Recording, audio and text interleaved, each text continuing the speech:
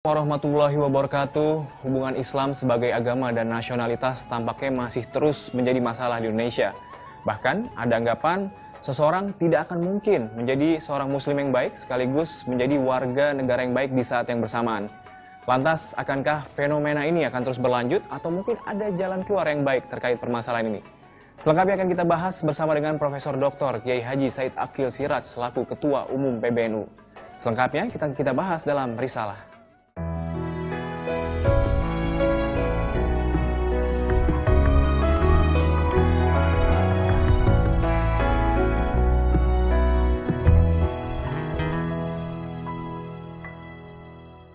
Assalamualaikum warahmatullahi wabarakatuh. Pak Said, di kesempatan yang baik ini di pagi hari ini kita akan membahas mengenai konsep Islam dan juga kebangsaan. Sebenarnya ada nggak sih Pak relevansi antara konsep Islam dan juga kebangsaan ini, mengingat sepertinya ini sebenarnya dua hal yang berbeda gitu Pak? Ya, Bismillahirrahmanirrahim. Pada dasarnya Al-Quran menegaskan, kami ciptakan kamu sekalian laki-laki dan perempuan, dan kami ciptakan kamu sekalian bersuku-suku dan berbangsa-bangsa supaya saling mengenal, saling melengkapi, saling menyempurnakan, saling membangun, saling membantu. Kemudian ketika Rasulullah masuk ke kota Yathrib, hijrah dari Mekah ke kota Yathrib. Mengapa kota namakan Yathrib? Karena yang membangun kota itu seorang bernama Yathrib. Yathrib bin Laud bin Amliq bin Sam bin Nuh, cicitnya Nabi Nuh. Cicit. Namanya Yathrib. Maka kota yang dibangun namanya kota Yathrib. Nabi Muhammad masuk kota Yathrib, mendapatkan masyarakat yang majemuk, plural. Ada sekelompok umat Islam pendatang, namanya muhajirin, migran. Ada umat Islam pribumi, namanya Ansor. Ada non-muslim, Yahudi, tiga suku. Bani Qainuqa, Bani Quraidah, Bani Nadir. Bani Qainuqa kebanyakan kerjanya perajin permata emas, toko-toko emas lah. Yang Bani Quraidah perkebunan, nanam kurma. Bani Nadir pekerja. Tiga suku dari Bani Israel di kota Yathrib. Nabi Muhammad masuk ke kota Yathrib mendapatkan masyarakatnya plural itu. Kemudian Nabi Muhammad setelah merenung, setelah bertafakur, panjang lah. Maka keluarlah deklarasi Piagam Madinah. Isinya antara lain, Bismillahirrahmanirrahim. Al-muslimuna min Quraisy, wal muslimuna min Yathrib, wal Yahud, wa man tabi'ahum, wa lahiqa bihim, wa jahada ma'ahum, innahum ummatun wahidatun min dunin nas. Orang Islam mendatang, orang Islam pribumi, dan Yahudi, asalkan satu visi misi, satu garis perjuangan. Wajah hada ma'ahum, garis perjuangannya sama, cita-cita visi misinya sama, agendanya sama. Itulah sesungguhnya mereka itu satu umat. Jadi Nabi Muhammad membangun sebuah umat, sebuah komunitas sosial berdasarkan konstitusi tamadun, namanya bahasa Arabnya. Bukan berdasarkan ikatan agama, bukan berdasarkan ikatan suku. Agama di kota Yathrib tidak hanya Islam, non-muslim juga ada, suku tidak hanya satu suku tapi pendatang dan pribumi juga ada. Maka, bukan suku Arab juga ada, bukan orang Arab juga ada. Maka negara yang seperti ini oleh Nabi Muhammad disebut bukan negara Islam, bukan negara Arab, negara Madinah. Negara Madinah. Dari kata tamadun, beradab, berbudaya. Platformnya adalah keadilan, kebersamaan. Di mata hukum sama, muslim non-muslim, Arab non-Arab, yang benar dilindungi, yang salah dihukum. Itu namanya tamadun namanya. Dan itu berjalan dengan baik di Madinah Pak ya? Suatu ketika ada maling, tangkap oleh Usama bin Zaid bin Harithah yang nangkap itu. Pagi-pagi lapor, Rasulullah ada maling, saya tangkap, saya masuk ke sel. Ternyata anaknya sahabat Uthman bin Maz'un, tokoh sahabat besar, sahabat muhajirin. Itu sahabat temannya Rasulullah betul, termasuk senior. Jadi gimana? Dilepas saja ya, menjaga nama baik bapaknya. Nabi marah besar. Wallahi ya Usama, lau sarqat Fatimah binti laqata'tu yadaha. Demi Allah sama seandainya maling yang kamu tangkap itu ternyata Fatimah anakku, bawa sini. Saya yang akan motong tangannya sendiri. Saya sendiri yang akan motong tangannya. Oke. Sampai segitu. Mudah-mudahan omongan ini bukan hanya oleh Rasulullah, tapi Jaksa Agung, Mahkamah Agung, penguasa-penguasa kita semua ngomong kayak gitu tuh. Iya. Anak saya salah pun saya hukum. Jangan pandang bulu. Suatu ketika ada sahabat orang Islam membunuh orang Yahudi di pasar bertengkar apalah sampai berkelahi mati Yahudi itu. Nabi marah besar yang mengeluarkan statement, man qatala dhimmiyan fa ana khasbuhu yaumal qiyamah wa man kuntu khasbuhu falam yashumma raihatal jannah. Barang siapa orang Islam membunuh non muslim, di akhirat nanti musuhnya saya. Berhadapan dengan saya. Dan barang siapa yang berhadapan dengan saya, enggak akan masuk surga. Falam yashumma raihatal jannah. Enggak akan mencium bau surga. Itu orang membunuh non-muslim. Apalagi membunuh sama Muslim. Man qatala mu'minan muta'ammidan fajaza'uhu jahannam. Itu Quran itu. Barang siapa membunuh sesama orang mukmin dengan sengaja, jahannam. Wallahi nih, Mas Sakti. Yeah. Demi Allah saya bersumpah nih. ISIS yang dilakukan ISIS, Al-Qaeda yang suka nyembelain orang sesama Islam, bertentangan dengan agama Islam. Atas nama Islam bertentangan dengan agama Islam. Bahkan mencoreng nama baik Islam, mencoreng nilai-nilai Islam yang sangat mulia. Nah, kembali ke masalah nasionalisme. Jadi Nabi Muhammad 15 abad yang lalu telah membangun sebuah negara yang berdasarkan konstitusi, bukan konstitusi agama, bukan konstitusi Arab, tapi konstitusi tamadun, keberadaban. Nah, inilah yang dikutip atau diambil oleh para ulama Nahdlatul Ulama ketika muktamar di Banjarmasin tahun 36. Tahun 36. 9 tahun sebelum merdeka. Ki Hasyim datang. Keputusannya adalah kami menghendaki berdirinya negara Darussalam, negara yang damai, bukan Darul Islam. Darussalam. Dan negara yang damai itu ya kalau bahasa politiknya ya nation state, bahasa politik. Negara yang merekrut semua yang siapapun warganya kita, muslim non muslim, suku apapun, budayanya apapun, saudara kita semua. Itu namanya ukhuwah watoniyah. Persaudaraan sama sebangsa setanah air. Ya menarik sekali Pak Said jika kita bicara Piagam Madinah dan itu ternyata diadopsi oleh pemimpin pendiri bangsa kita Presiden Soekarno dengan mendirikan Pancasila gitu ya. Jadi memang pada dasarnya akar pemikiran kebangsaan ini memang ada dalam Islam, tepatnya di dalam Al-Quran. Jadi orang Islam, pendatang maupun pribumi itu sama dan ini sudah dibuktikan oleh Piagam Madinah yang dibuat oleh Nabi Muhammad SAW sejak berabad-abad yang lalu. Ya kami akan segera kembali dengan pembahasan mengenai konsep Islam dan juga kebangsaan, tetaplah di Risalah.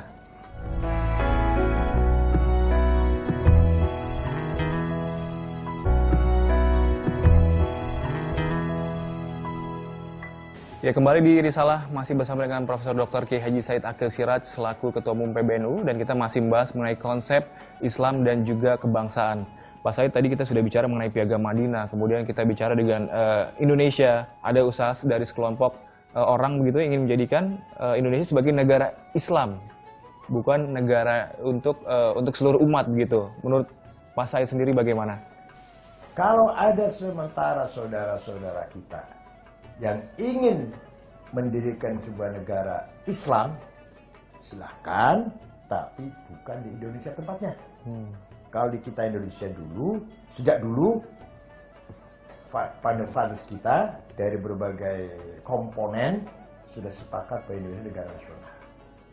Dari kalangan NU, Kiai Wahid Hasyim, bapaknya Gus Dur. Dari Muhammadiyah, Pak Kiai Kahar Mudakir. Dari Syarikat Islam, Kiai Haji Agus Salim. Dari non-muslim, Laimena dan Maramis. Nasionalismenya Abi Kusno, dipimpin oleh seorang nasionalis juga, yaitu Soekarno, sekretarisnya Pak Hatta. Itu tim 9 ini tim yang mempersiapkan panitia kemerdekaan Indonesia. Semua sudah terwakili oleh beliau-beliau ini, mewakili komponen masyarakat yang mayoritas tentu itu semua sepakat bahwa negara Indonesia ini bukan negara agama, tapi negara yang rakyatnya beragama. Nah, ini namanya perjanjian Al-Mu'ahadah dari founding fathers kita ini harus kita jaga. Tidak boleh kita keluar seenaknya dari perjanjian itu. Jadi kita ini tinggal meneruskan, mengisi. Kalau memang Islam kita belum sempurna, ayo kita isi Islam kita. Oh, saya pribadi aja belum sempurna. Saya pribadi, saya juga Islamnya belum sempurna. Keluarga saya juga Islam belum sempurna. Lingkungan saya juga Islamnya belum sempurna. Ayo kita sempurnakan diri kita masing-masing sebagai orang Islam yang baik. RT kita RT yang Islami, aman, tentram, akur, rukun, bersatu, solid. Ayo. Nah, lama-lama pun masyarakat Indonesia menjadi masyarakat yang sangat Islami. Daripada merubah tataan filsafat dasar negara kemudian menimbulkan kekacauan. Jangan akan menyempurnakan Islam kita, malah jadinya fitnah. Jadi perang saudara jadinya. Kalau tidak perang saudara, nggak mungkin ada pesantren seperti saya ini. Nggak mungkin ada pengajian. Nggak mungkin ada majelis taklim. Kalau bom misalnya sini meledak. Seperti Afghanistan, Irak, Syria, Yaman. Mana ada pengajian sana atau ada majelis taklim atau ada kemajuan-kemajuan. Karena negara tidak aman. Oleh karena itu yang paling penting adalah al-amnu qablal iman. Keamanan harus kita wujudkan dulu, baru bicara agama. Keamanan terlebih dahulu, Pak. Iya dulu ya. Nabi Muhammad di Mekah itu 13 tahun. Di Masjid Haram itu 360 berhala. Di Haram di atas Ka'bah juga ada namanya Hubal. Ada yang namanya Lata, Uzza, Manah, Yahud, Ya'uq, Nasr, Wad, itu nama berhala-berhala. Oleh Nabi Muhammad gak dibongkar, gak diobrak-abrik, atau Nabi Muhammad perintah pada saat itu enggak perintah suruh mencain. 13 tahun. Artinya Nabi Muhammad ketika tawaf, ketika sholat, di situ ada berhala di situ. Setelah Fathu Makkah 8 tahun Hijriah, Nabi Muhammad 8 tahun di Madinah, kemudian masuk kota Makkah penuh kemenangan dari sisi masyarakat Makkah masuk Islam semua, maka masyarakat Islam sendiri dengan kemauan sendiri sudah masuk Islam, masa ada berhala, sudah masuk Islam. Nah, begitu juga kita di sini. Saya ingin menjadi orang Islam yang baik, ya berjilbab. Nggak usah diperintah jilbab, kalau enggak saya bunuh. Malah nggak berjilbab itu malah. Katanya bagaimana semua saudari-saudari kita ini, generasi perempuan ini, remaja-remaja perempuan, dari hati ayo berjilbab, dari hati sholat, dari hati puasa, bukan kepaksa, bukan merasa dipaksa atau kepentingan yang lain, tapi dari hati. Nah kalau dari hati itu berarti sudah beriman namanya. Kalau masih kepaksa belum beriman, ayo pakai jilbab. Kalau enggak dilarang apa misalkan, dilarang masuk sekolah, dilarang apa kalau pakai jilbab. Kalau nggak pakai jilbab, dilarang masuk sekolah. Nanti malah munafik jadinya nanti. Biarkan pakai jilbabnya dari hati, sehingga selama-lamanya akan pakai jilbab.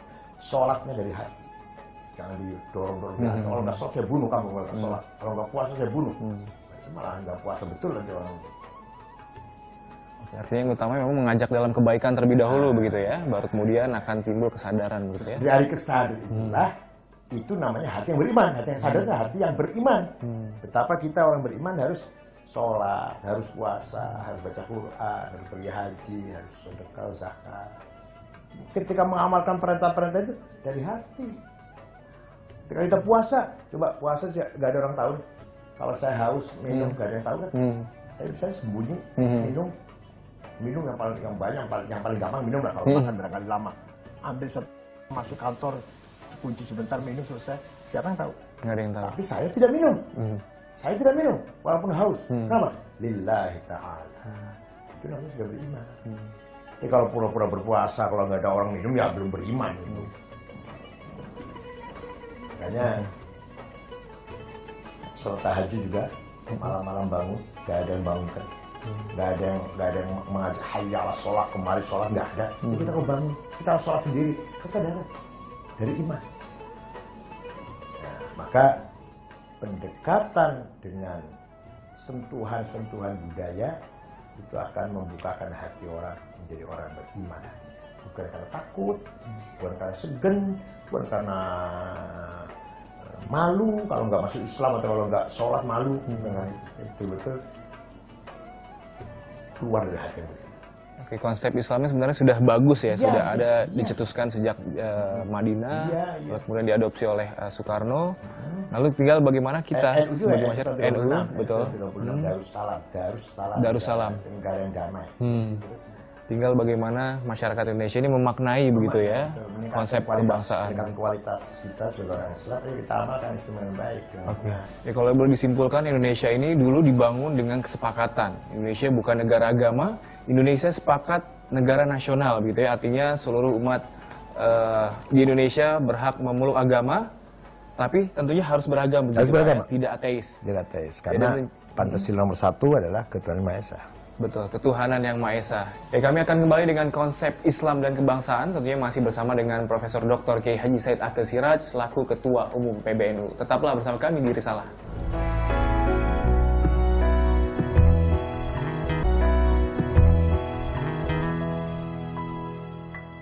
Ya, terima kasih Anda masih bersama kami di Risalah, masih bersama dengan Profesor Dr. Kiai Haji Said Akil Siraj selaku Ketua Umum PBNU, dan kami di sini masih membicarakan mengenai konsep Islam dan juga kebangsaan. Pak Said, tadi sudah disebutkan bahwa sebenarnya konsep yang ada di Indonesia kebangsaan ini sangat luar biasa sekali, diadopsi dari Piagam Madinah. Nah, lantas pertanyaan saya, dengan konsep yang sebegitu bagusnya, kemudian juga negara Indonesia sendiri mayoritas pemeluknya agama Islam, bahkan dengan agama-agama yang lainnya begitu Pak. Tapi kenyataannya Indonesia ini faktanya adalah sebagai negara terkorup nomor 3 di dunia. Apa sebenarnya yang salah? Solusinya bagaimana Pak Said? Makanya saya tadi sudah katakan, sudahlah kita jangan mengutik-ngutik, mengotak-ngatik dasar negara kita. Kita orang Islam ini, mari kita amalkan Islam dengan baik. Korupsi dilarang oleh agama Islam. Orang yang korupsi, yang sampai membangkrutkan ekonomi negara, hukumnya kata Al-Quran, dibunuh, disalib, potong 2 tangan 2 kaki, buang ke laut. Al-Quran itu. Orang korupsinya saya membangkrutkan. Kalau korupsinya merugikan, ya itu sih hukuman sewajarnya lah. Ada korupsi 100-200 juta, ya itu ya dihukum. Tapi kalau sampai membangkrutkan, mengakibatkan ekonomi sampai kolaps, sampai krisis karena akibat korupsi, orang korupsi yang saya membangkrutkan, was'auna fil ardi fasada, menimbulkan kehancuran di muka bumi, di negara kita ini, ayo kotalu dibunuh, awisalabu salib, tokotain wal jumlah khilaf, bunuh potong 2 tangan 2 kakinya, yunfamul ard, buang ke laut, jangan dikubur. Kira Quran nggak ada ayat anti korupsi apa? Maka kita tetap negara Pancasila, negara nasional. Tapi ayo kita jalankan hukuman itu. Ayo kita jalankan hukuman itu. Biar kapok semua menjadi jerah orang korupsi. Jadi kembali ke masalah korupsi, bukan karena masalah agamanya yang salah. Baik Islam maupun Kristen, Katolik maupun Hindu, Buddha, kalau orangnya korupsi, ya menurut agamanya dia juga salah. Saya orang Islam, korupsi, ya menurut Islam juga salah. Ada orang Kristen korupsi, ya menurut orang Kristen, menurut agama Kristen juga salah. Menurut Bibelnya juga salah. Ada orang Hindu pejabat korupsi, ya menurut ajaran Hafad Gitanya juga salah. Pak Said, ini sering kita lihat di televisi ini ada koruptor yang begitu tertangkap, dipakaikan baju tahanan, baju kuning begitu, tapi tetap menggunakan peci begitu Pak, sebagai simbol agama Islam. Menurut Pak Said sendiri bagaimana? Ya itu namanya menggunakan simbol-simbol agama untuk kepentingan hawa nafsunya, untuk kepentingan dirinya. Seperti ada orang misalkan, pakai jubah, pakaian Arab, tapi hatinya busuk, hatinya kejam, keji, suudzon, fitnah, adu domba, iri, hikad, syirik, dendam, intiqam, hasad. Itu percuma berjubah, apa itu? Abu Jahal juga pakai jubah. Oke, tadi salah satu solusinya sudah disebutkan, jangan utak-utik negara Indonesia, karena negara Indonesia sudah memang dasarnya Pancasila begitu. Ya, artinya memang sudah tidak bisa diubah menjadi negara Islam gitu ya. Tinggal agama Islam mari kita amalkan. Agama Islam kita jalankan. Di antara ajaran agama Islam adalah larangan korupsi, larangan berbuat sesuatu yang bisa mengkolapskan negara. Bagi orang yang berbuat itu, maka hukumannya sangat keras dalam agama Islam. Baik, Pak Said, ini ada contoh lagi yang masih hangat belakangan ini. Jadi ada sepasang suami istri memasukkan vaksin, tentunya untuk kepentingannya pribadi. Padahal mereka di mata masyarakat terkenal alim gitu Pak. Bagaimana menurut Pak Said? Itu juga munafik, itu orang munafik yang kurang ajar betul. Saya dukung apa yang kata Presiden, harus dihukum seberat-beratnya. Saya setuju itu, saya dukung. Pokoknya merusak diri sendiri aja nggak boleh, apalagi merusak orang lain. Kita ini minum sesuatu yang menjadi kita sakit, itu nggak boleh, nggak boleh. Nggak boleh Pak ya? Haram. Kita menyakiti diri kita tuh haram. Saya minum racun, saya minum sesuatu yang mengakibatkan saya sakit, dosa besar. Makan durian berlebihan sehingga kita sakit, sama aja Pak ya jatuhnya? Apalagi mengakibatkan orang lain sakit, orang lain, pada anak kecil misalkan yang nggak punya dosa, waduh orang itu ya Allah malu menyandang agama Islam, menyandang umat Nabi Muhammad, kita malu melihat orang seperti itu. Harus dihukum seberat-beratnya. Oke, itu tadi dari sisi individu Pak. Kalau dari sisi lembaga seperti NU begitu Pak, apa cara-cara yang dilakukan untuk membuat Indonesia ini tidak? Ya kalau kami di NU Mas, kalau di NU, baik itu kalangan kiai-kiai, mudanya Ansor, pelajarnya IPNU, IPPNU, mahasiswanya PMII, gerakan perempuannya Fatayat, ibu-ibunya Muslimat, semua bergerak dalam bidang agama, bidang moral. Semua mengajak bangsa ini ayo beradab, bermartabat, berakhlak, berbudaya, jujur, amanat, akur, rukun, solid. Semua isinya gitu kiai itu kalau ceramah. Nggak ada kiai yang mengatakan ayo ngerakit bom, ayo ngebom. Nggak ada. Kiai sekampung, sedusun apapun, kiai tingkat dusun, tingkat kampung. Kalau ngajari masyarakat, ayo yang rukun, yang akur, jangan bertengkar. Kalau ada musibah, misalkan ada musibah apa angin puting beliung, apa gempa bumi, apa gunung meledak, yang sabar, jangan putus. Coba, itu kiai kecil, itu kiai kampung sedang membangun karakter bangsa, sedang memperkuat integritas kebangsaan mereka, sedang membangun watak jati diri kepribadian bangsa Indonesia. Bangsa yang teguh, tegar, beriman, optimis, dan bangsa yang solid, akur. Walaupun kita hidup bukan negara Islam, tapi negara yang masyarakatnya mengamalkan agama Islam. Kalau kita yang Islam ya, mengamalkan agama sesuai dengan pemeluknya masing-masing ya. Seperti itu cukup daripada atas nama negara Islam, tapi masyarakatnya akhlaknya rusak. Memalukan tuh. Negara Islam perilakunya keluar masuk diskotek, perjudian.